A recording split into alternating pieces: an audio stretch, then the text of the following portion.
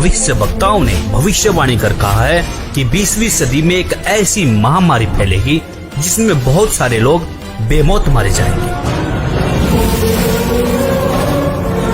जग जाहिर है कि कोरोना वायरस ने चीन से निकलकर पूरे विश्व पर मौत का कहर बरपा रखा है। WHO के मुताबिक अभी तक 45,693 मौतें और 90,306 व्यक्ति इस जानलेवा बीमारी के शिकार हो चुके हैं। लेकिन दोस्तों, ऐसे में राहत भरी खबर ये है कि इन भविष्य वक्ताओं ने ही मौत से बचने के लिए सटीक रास्ते बताए हैं।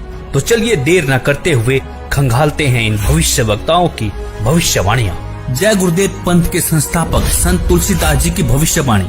वह अपनी पुस्तक जय गुरुदेव की अमर वाणी के पृष्ठ 22 पर लिखते हैं, भविष्य में बीमारियों के बम फेंके जाएंगे, बीमारियों से लोग बेमौत मरेंगे। इस प्रकार की शुरुआत चीन करेगा। चीन अमेरिका के बड़े बड़े शहरों को नष्ट कर देगा, वहां भी लोग बेमौत मरेंगे।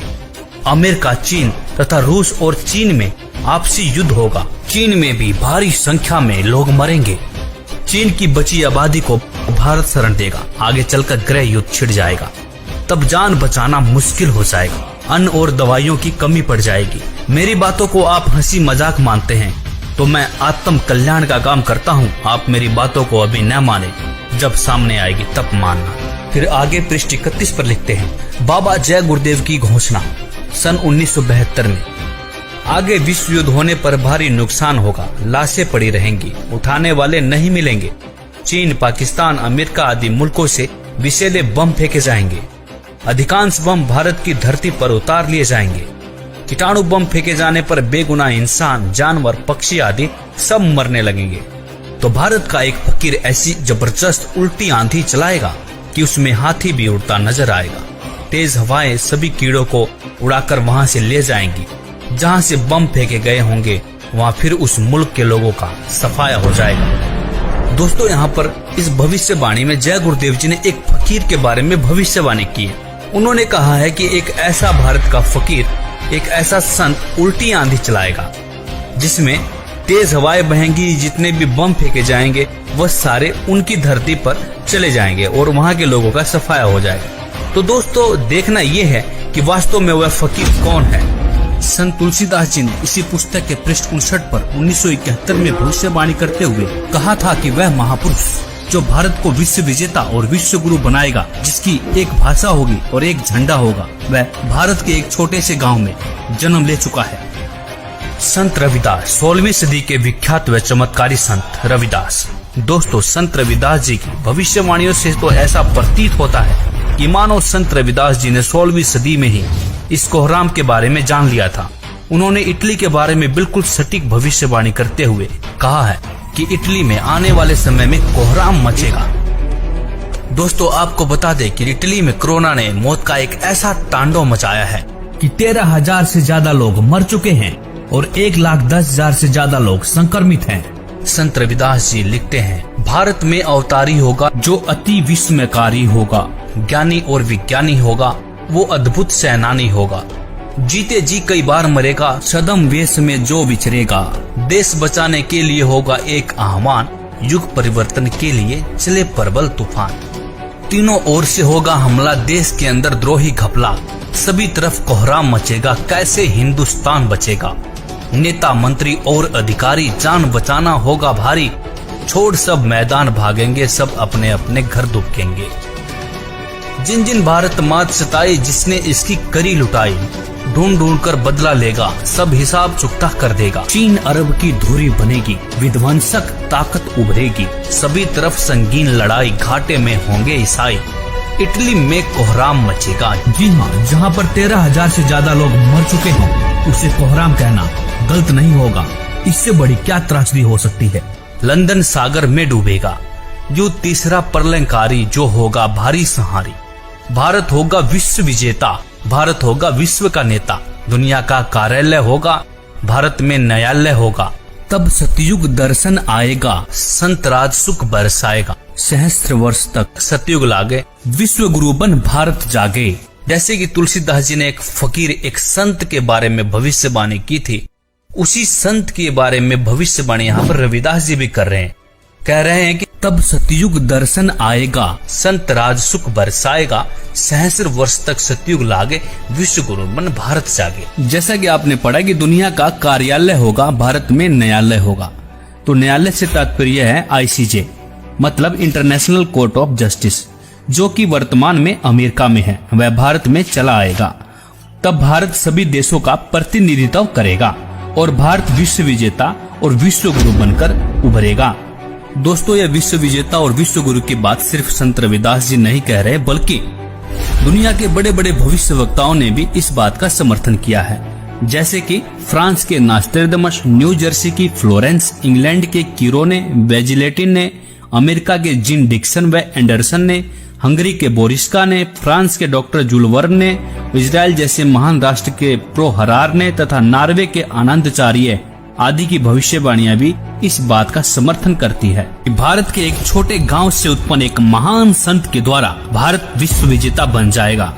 भगवान कृष्ण भक्त सूरदास जी की भविष्यवाणी। 1540 ईस्वी में जन्मे सूरदास जी ने आज के समय की परिस्थितियों के बारे में भविष्यवाणी की है। बताया है कि इस महामारी से कैसे बचा जा सकता है। वर्तमान समय के लिए सूरदास जी की भविष्यवाणी। सूरदास जी लिखते हैं, रे मन धीरज क्यों न धरे, संवत 2000 के ऊपर ऐसा जोग परे, पूरब पश्चिम उत्तर दक्षिण 34 काल फिरे, अकाल मृत्यु जग माही व्यापे, प्रजा बहुत मरे। स्वर्ण फूल वन पृथ्वी फूले, धर्म की बेल बढ़े, सहस्र वर्ष लगी सतयुग व्यापे, सुख की दया फिरे। काल जाल से वही बचेगा जो गुरु का ध्यान धरे, सूरदास ये हरि की लीला ठारे नहीं डरे। यहाँ पर सूरदास जी साफ साफ शब्दों में कह रहे हैं कि काल जाल से वही बचेगा जो गुरु का ध्यान धरे। तो दोस्तों, सूरदास जी यहाँ पर विज्ञान को भी चुनौती दे रहे हैं। वैज्ञानिक पावर से नहीं, आध्यात्मिक शक्ति से बचाव हो सकता है। तो कहा भी जाता है कि भगवान से विज्ञान है, विज्ञान से भगवान नहीं है। भविष्यवाणियां देखने के बाद अब बारी आती है कि इस गंभीर समस्या से, मौत जैसे काल से कैसे बचा जा सके। यहाँ पर सूरदास जी कहते हैं कि जो गुरु की शरण में जाकर भक्ति करेगा, काल जाल से बच सकता है। तो इस भविष्यवाणी की सच्चाई को परखने के लिए हमने भारत के प्रसिद्ध गुरुओं की विचारधारा को खोजना शुरू किया, तो पाया कि लगभग सभी बड़े बड़े तिलकधारी, कथावाचक, मंडलेश्वर व महामंडलेश्वर, धर्म की रक्षा करने वाले धर्म गुरु अपने भगवानों से विश्वास खोए हुए वैज्ञानिक टिप्स देते हुए नजर आए। किसी धर्म गुरु को अपने इष्ट देव पर भरोसा ही नहीं देखने को मिला। लेकिन ऐसे में हमें संत रामपाल जी की विचारधारा मिली। उन्होंने अपने प्रभु के प्रति विश्वास से लबालब वेदों के प्रमाण दिखाए और कहा कि यदि आप किसी भी बीमारी या मौत से बचना चाहते हैं तो परमेश्वर की शास्त्र अनुकूल साधना करें। परमेश्वर आपकी मृत्यु क्या, आपकी आयु को 100 वर्ष तक बढ़ा सकता है। वेद बता रहे हैं कि वो अगर दूसरे लोक में भी चला गया हो, प्राण छोड़ गया हो, मर गया हो, या कति मृत्यु को निकट हो, उसके जीवन शेष ना रहे हो, उसको भी मैं 100 वर्ष जीवित करके और उसको रोग मुक्त करके 100 वर्ष की आयु प्रदान कर दूं। ये भगवान के गुणों में लिखा है। आप कैसा भी रोग हो, परमात्मा से बड़ा कोई वैद्य नहीं है। परमात्मा ने इस मिट्टी के शरीर को चला रखा है। उसको इसको ठीक करने में क्या देर लगेगी? 1 सेकंड का काम है। फ्रिक्शन ऑफ सेकंड में ये स्वस्थ कर सकता है। और ये जो हमारा विरोध किया करते, हम समाचार पत्रों में लिखते थे कि उसको ऐसे ठीक हो गया, उसको ऐसे ठीक हो गया, तो ये उत्तर देते थे अज्ञानी कि हमारा करके दिखाओ, तुम किकर का लटका दे तार बांध रहे थारा क्यों करो, कनेक्शन दो परमात्मा का ना हो तो फिर हमें बताओ। विनम्र होकर के विधिवत साधना करो परमेश्वर की। जो भगवान के गुणों में लिखा वो नहीं मिलेंगे तो फिर अब साधना करने का लाभ क्या? तो पुण्यात्माओं, यहां ना जाने बिना गिनती के इतने दुख दूर हुए, कैंसर तक और ब्रेन ट्यूमर तक, जिनके ऑपरेशन निर्धारित कर दिए गए थे और कोई गारंटी नहीं। डॉक्टर बताते थे कि इस ऑपरेशन का कोई सफलता का कोई गारंटी नहीं है और ये पीड़ा कुछ समय के लिए बंद हो सकती है। ऐसे यहाँ बगैर किसी ऑपरेशन के, परमात्मा की कृपा से, भगवान की रजा से, उस प्रभु की शक्ति से दूर हो गए, वो ठीक हो गए, वो रोग नष्ट हो गया। इसी का प्रमाण आपको ऋग्वेद दे रहा है कि परमात्मा पूर्ण ब्रह्म पूर्ण परमात्मा की साधना करने वाले की भगवान उसकी मृत्यु भी आ गई हो, उसके सांस भी शेष ना रहे और वो मर भी गया हो, उसको भी जीवित कर सकता है। ये देखिएगा ऋग्वेद, ये देखिए नीचे ऋग्वेद भाष्यम और दशम मंडलम, और यहां देखिएगा 161 नंबर सूक्त है, जिसको अब यहां इसके 2 नंबर, ये संस्कृत है 2 नंबर मंत्र की, इसमें क्या अनुवाद किया है, इस संस्कृत का अनुवाद इन्होंने किया है, यदि रोगी की अक्षीण आयु हो गई हो, यदि वह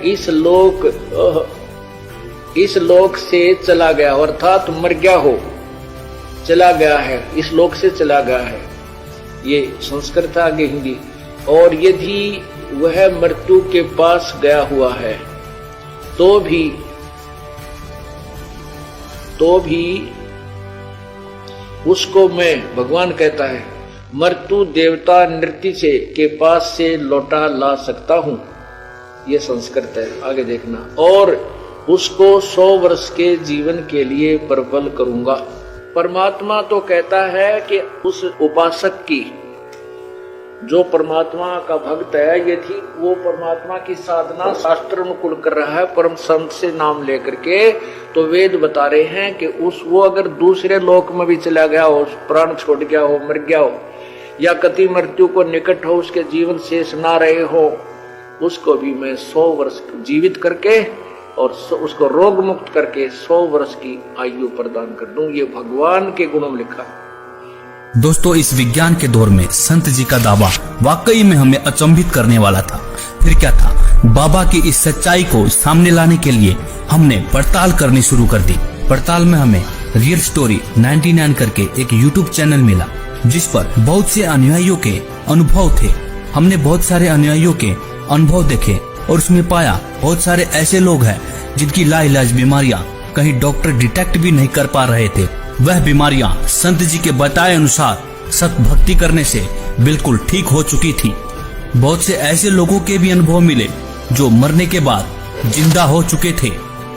दोस्तों, यह सब देखने के बाद आपको क्या लगता है, क्या यह वही संत हैं जिसके बारे में संत तुलसीदास जी लिखते हैं, संत रविदास जी लिखते हैं कि संत राज सुख बरसाएगा? सूरदास जी भी लिखते हैं कि काल जाल से वही बचेगा जो गुरु की शरण रहे।